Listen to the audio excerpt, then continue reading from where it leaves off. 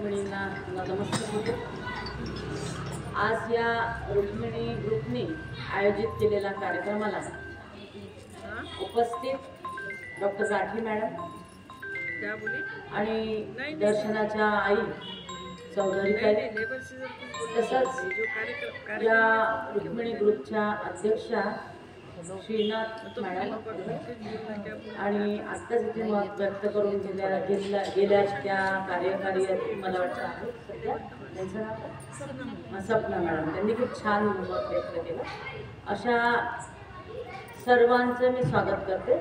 या ठिकाणी उपस्थित समोर सगळ्यांची नावं जरी मला माहीत नसली तरी मात्र सगळ्या सन्माननीय महिलांना आज जागतिक महिला दिनाच्या शुभेच्छा आणि सर्वांना माझा नमस्कार.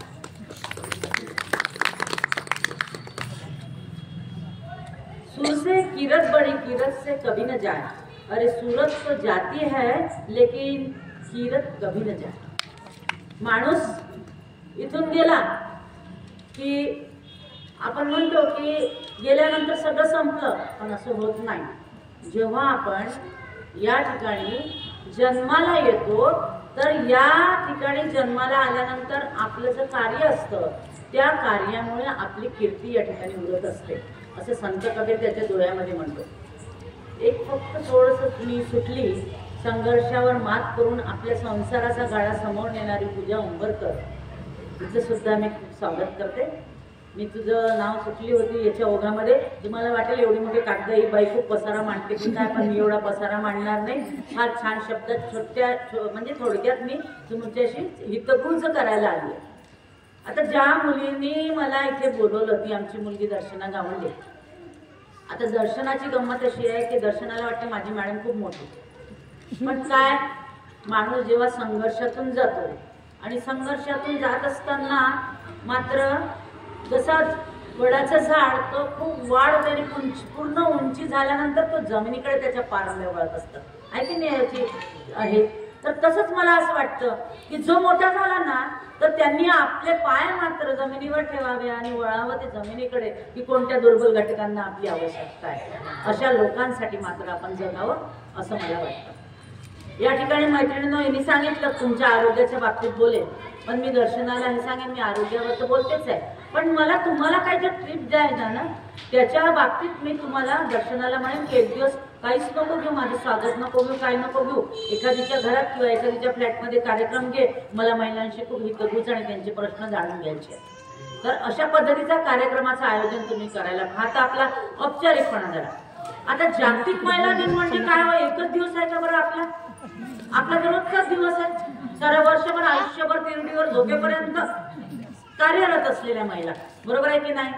मग आता त्या महिला म्हणजे मला या ठिकाणी म्हणायचं आहे की भारतीय संस्कृती स्त्रीत्वाचा सन्मान करणारी म्हणून आम्ही नवदुर्गेची उपासना करतो. तुम्हाला माहिती आहे की देवीचे जेवढे रूप आहे, लोक बोलताना एखाद्या भाषणामध्ये आश्वासन देत असताना पुरुष मंडळी आपलं हे मांडत असताना काली मातेचं रूप, दुर्गेचं रूप, याचं रूप खूप करतात, पण वास्तविक महिलांचं वर्चस्व अजूनही पटते आहे का ही पाहण्याची गरज आहे. तुम्ही लक्षात घ्या, महिलांचं वर्चस्व सुद्धा पटत नाही. ही सगळ्यात मोठी शोकांतिका आहे. ती पुढे जात असेल तिच्याबद्दल वाईट बोलल्याशिवाय आपलं काही आवडत नाही का तर बोल तिच्यावर वाईट, बरोबर आहे की नाही. तर मला ती माझ्यापेक्षा सुंदर कशी दिसते, ती माझ्यापेक्षा चांगल्या साड्या घालते, ती माझ्यापेक्षा म्हणजे जास्त प्रसिद्ध होते आहे, तर मला सांगा ती तिच्या गुणाने प्रसिद्ध होते मैत्रिणींनो, ती तिच्या कर्तृत्वाने प्रसिद्ध होते. तुम्ही कर्तृत्व करा ना, पण आपल्या भगिनीला कमीत कमी खेकड्यासारखं मागे सोडायचं. एक वर चढला की पाडला त्याला, एक वर चढला की पाडला त्याला. तर ही मानसिकता आपली पहिले खतम केली पाहिजे. आपण दुसऱ्यांबद्दल जेलसी ठेवण्यापेक्षा आपण दुसऱ्याला मोटिवेट केलं पाहिजे, म्हणजे प्रोत्साहित केलं पाहिजे. कारण काय असतं, जी भगिनी आपली समोर येते ना ती दुसऱ्या भगिनीच्या हिमतीने समोर जाते. तुम्हाला सांगते, आता पूजा उंबरकर जी संसार करते आहे ना इतक्या धाडसाने, तर ती तुमच्या ऊर्जेने, तुमच्या या कॉलनीतल्या महिलांच्या साथीने ती समोर जाते. तिला माहिती की मी एकटी नाही, इतक्या भगिनी माझ्यासोबत आहे. आणि आपण कोणत्या एखाद्याच्या पाठीमागे राहिलो ना तर त्याचा मात्र शेवट करतोच. कारण महात्मा गांधी म्हणायचे की ज्या राजकारणात किंवा ज्या देशाच्या विकासामध्ये महिला जेव्हा पुरुषाच्या खांद्याला खांदा लावून काम करतील त्या दिवशी या देशाचा विकास झाल्याशिवाय राहणार नाही. कारण त्यांना देवाने काही वेगळी बुद्धी दिली आहे, बरोबर आहे की नाही. आपल्याला मारलेला धक्का आणि लागलेला धक्का ओळखण्याची बुद्धी आपल्यामध्ये आहे. बरोबर आहे की नाही? कोणाची नजर माझ्याकडे पाहण्याची कशी आहे, शत्रूची कशी आहे, प्रेमाने पाहणाऱ्याची कशी आहे आणि सहानुभूती देणाऱ्याची कशी आहे, ही पारख मात्र आपल्यामध्ये आहे. हे विसरता कामा नये. म्हणून मला तुम्हाला एकच म्हणायचं आहे, पहिले तर आपलं मानसिक आरोग्य सगळ्यात महत्वाचं. मानसिक आरोग्याच्या बाबतीत असं आहे, मॅडमने आत्ताच सांगितलं मोनोपॉजचं. मोनोपॉज म्हणजे जेव्हा 45च्या पुढे पाळी जाण्याचा पिरियड असतो, म्हणजे तुमची पाळी आता जाणार काही 5 वर्षांनी 4 वर्षांनी किंवा समजा 6 महिन्यांनी, कोणाला कमी होतो, कोणाला अर्ली मोनोपॉज होतो. तर त्या पिरियड मधले हे सगळी लक्षणं आहेत. आता मलाच मी तुम्हाला सांगते, मी आता एका मुलीची म्हणजे डॉक्टर भूपेश भोमची बहीण जी आहे, ती माझ्याकडे या विषयावर तिने PhD केलेली आहे. तिने MPhil सुद्धा या विषयावर केलेलं आहे. हे सगळं करत असताना मी त्याचं वाचन केलं. मी कुठली गोष्ट अभ्यासाशिवाय करत नाही, मी तुम्हाला सांगते.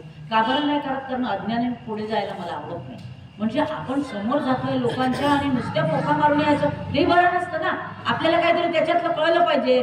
आपण जेव्हा उभा आहे तर आदर्श म्हणून उभं असलं पाहिजे. नाहीतर मी जाऊन माईकवर खोटं बोलून आणि गप्पा सांगून माझा मोठेपणा सांगून मी वापस येणार, ह्यातली मी नाही. म्हणूनच मी तिला सांगितलं दर्शनाला की मी लहानच आहे, मी ह्याच्यातूनच गेली, मी संघर्षातूनच गेली आणि आताही मोठी नाही. ही पदं माझ्या शिक्षणाला आणि माझ्या याला आहे, पण मात्र मी फक्त सुजाता सबाने आणि सुजाता झाडे आहे. तर मैत्रिणींनो, मी तुम्हाला सांगू इच्छिते की मोनोपॉज हा पिरियड मी एकदा असाच एका ठिकाणी CP ऑफिसमध्ये बसली होती. मला आता सगळीकडेच काम करायची सवय, म्हणजे माझ्या कामामुळे लोकांनी मला खूप कामं दिली आहेत. तुम्हाला सांगते, ती कामं करता करता माझी इतकी वाट लागून आली की तुम्हाला काय, म्हणजे मी लिटरली हिने जेव्हा म्हटलं की 1 तास उशीर आहे मॅडम, मला इतकं छान वाटलं की चल जरा थोडी रिलॅक्स होऊन तरी जाते. तर मी CP ऑफिसला बसली होती. खूप AC लावला मॅडम तिथे. त्या AC मध्ये मला पहिले मी गेल्याबरोबर मला एवढी गरमी झाली की घाम असं यायला लागला. मला असं वाटलं हार्ट अटॅक येते का आपल्याला, एवढा घाम येऊन गळेच ना. म्हणजे ही सुरुवातीची गोष्ट आहे बरं, जेव्हा मला याच्याबद्दल खूपसं नॉलेज नव्हतं. त्याच्यानंतर त्यांना म्हटलं की गरमी झाली काही चालू नाही, सगळंच चालू आहे. म्हटलं आपल्यालाच गरम तुला होते का? तर नाही म्हणे. म्हटलं आपल्याला सुन राहिली इकडे, काहीतरी विचित्रच वाटत होतं.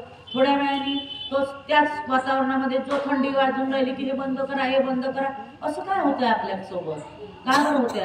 मुलगा बोलायला आला, गोष्टी सांगायला लागला, थांब रे आता मला कामाच्या वेळेस गडबड नको करू, असं नको करू. टीव्हीचा आवाज आला की माणसाला म्हणायचं की टीव्ही बंद करा, टीव्हीचा आवाज कमी करा, मला चिडचिड होऊन राहिलं, असं झालं तसं झालं. मग जुने उखारे पाखारे, माझ्या सासूने मला खूप त्रास दिला, माझ्या नंदिनी तिथं मला बोलवलं नाही, अमक्याने तसं केलं, टमक्याने तसं केलं. म्हणजे मॅडम मी इतकी बॅगमध्ये चालली होती, मलाच समजायचं नाही हा काय वात्रटपणा लावला आपण. जे झालं ते झालं, ते बिचारे वरती गेले ना आपण त्यांच्याच नावाने ओरडत बसलोय. दिला तर दिला त्रास, आपण आपल्या सुनेला नाही देऊ, आहे की नाही? मग त्याच्यासाठी तुम्हाला काय पाहिजे असतं?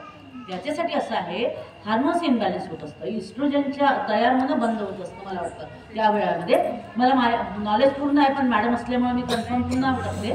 तर प्रश्न असा आहे की त्या काळामध्ये ऑस्टिओपोरोसिस सारखे आजार होतात, तुम्हाला सांगते. तर त्या ऑस्टिओपोरोसिसमध्ये हाडाचे खूप दुखणे वाढतात.